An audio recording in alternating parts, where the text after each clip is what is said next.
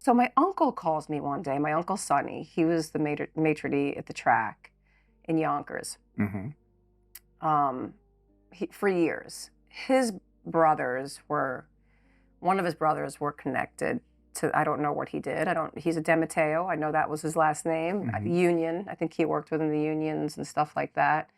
I don't know my dad's like history that much. I really didn't know. I just know that he opened up a furniture store when he was 30 years old or whatever it was. He married my mom when he was 27, I think, and she was like 19. And she did not want to be with anybody in the mafia. That's how she was raised. She didn't want anything to do with it. And your dad wasn't connected in any way, though? No, but his father also was, they called him the Dunny.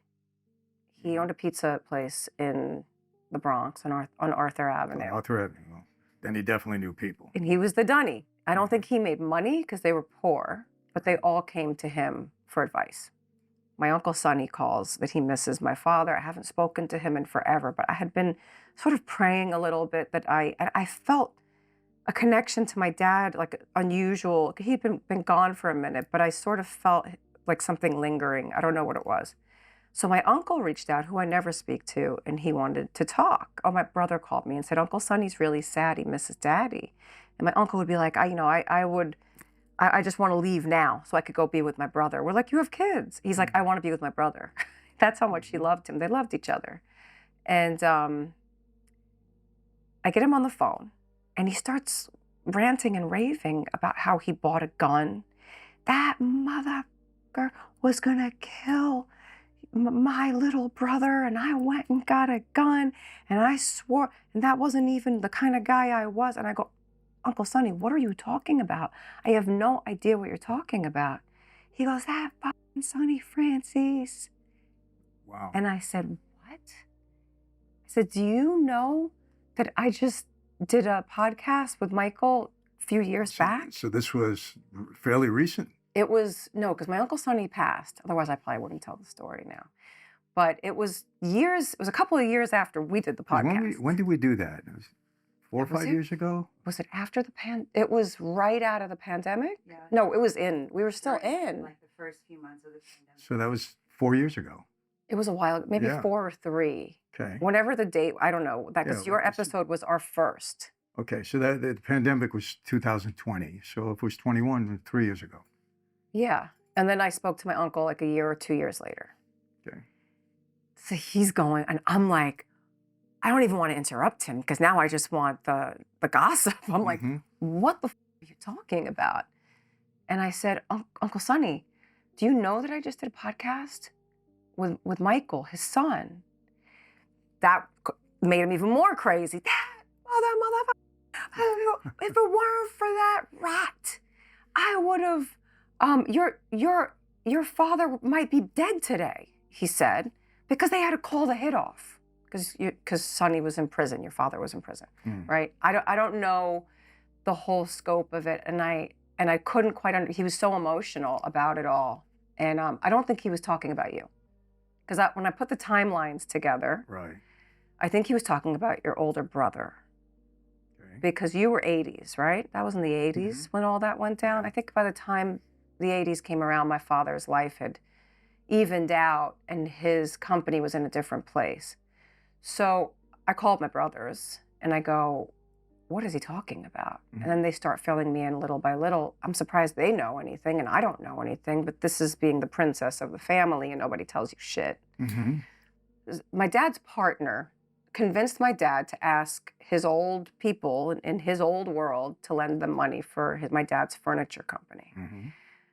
My dad was offered a button in every family but the Gambinos. The Gambinos said he was too wild and wouldn't take orders. That's what I heard from my uncle that day on the phone call. And I go, okay, so what does this have to do with anything? And then when my brothers were explaining it to me, it was that my mom had said to him, you take a button from any of these guys, I'm out. That's it. I don't want to be raised. I don't want to raise my kids the way I was raised. Mhm. I'm not going to be with a man who I'm worried he's never going to come home at night. I mean, I can't tell you the countless events of crazy things that happened to us in the past where my mother wouldn't even allow my dad to know because she was afraid he'd kill them. I didn't know that. I had no idea that she was afraid that he was even that he was even capable of doing something that would land him in prison.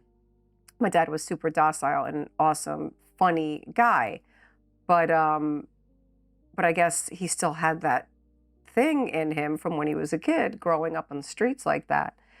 But that story, Well, did you ever get to the bottom of why my father's name was mentioned? they lent him money.